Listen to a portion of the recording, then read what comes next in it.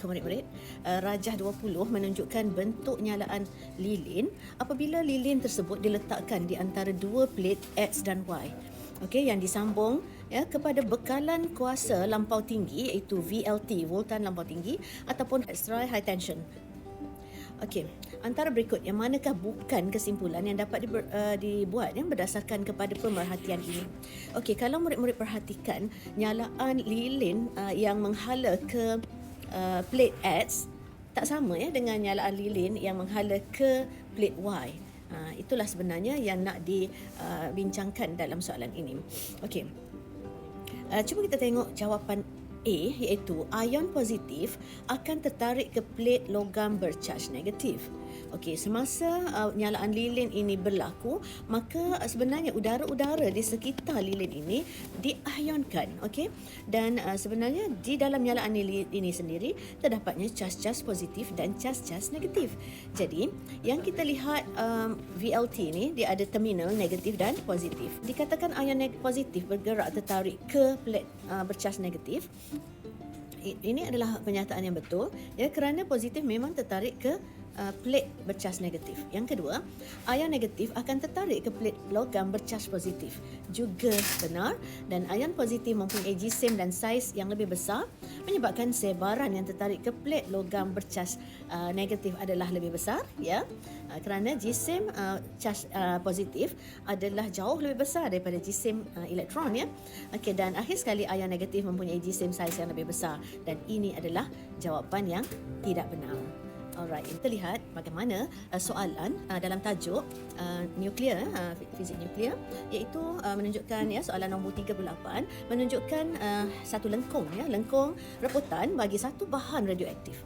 Jadi, tajuk lengkung ini tajuk graf ini adalah aktiviti, iaitu bilangan per minit dan juga lawan masa. Jadi, kita boleh buat kesimpulan bahawa graf yang berbentuk lengkung ini, apa yang boleh kita cari daripada graf ini. Okey, pertamanya kita boleh kenal pasti dahulu apakah yang dimaksudkan dengan nilai 2000 ini. Okey, ini adalah aktiviti awal ataupun kita kenali sebagai anode Dan selepas beberapa ketika, nilai anode ni akan menjadi separuh daripada nilai asal, iaitu 1000. Jadi ini adalah 1/2 daripada anode. Dan nilai inilah nilai yang penting murid-murid bila you all tengok graf ini.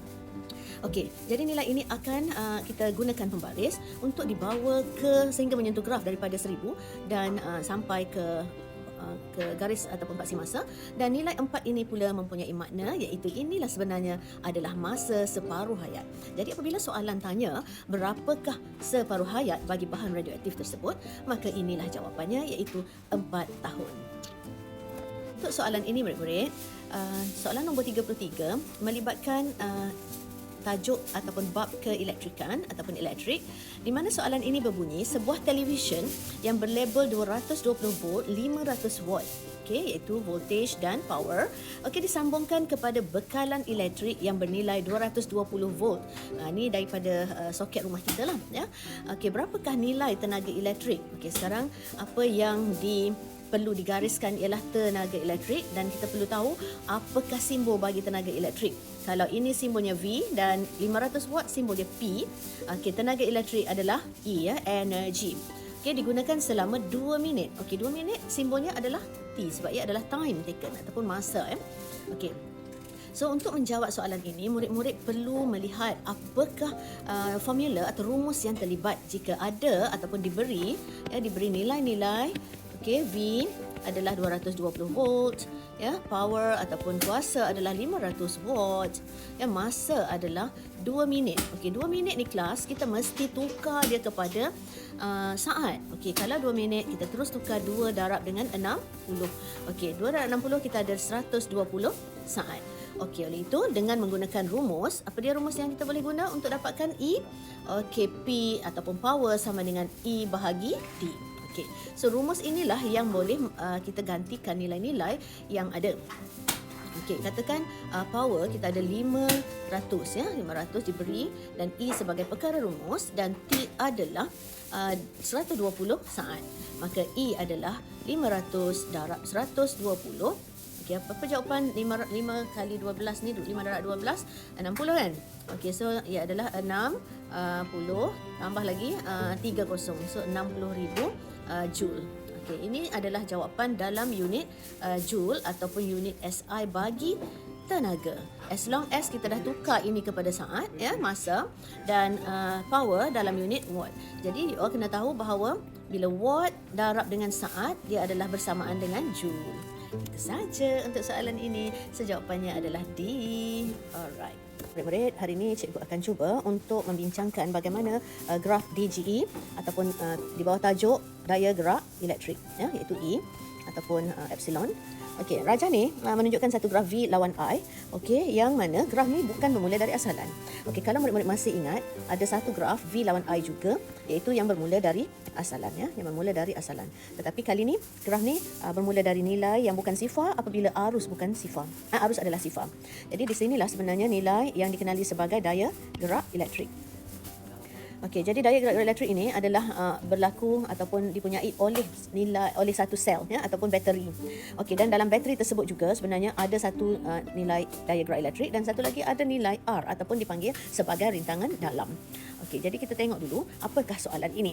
Okey, yang benar tentang sel kering itu. Okey, pertama, daya gerak elektrik, yang kedua rintangan dalam ataupun R huruf kecil.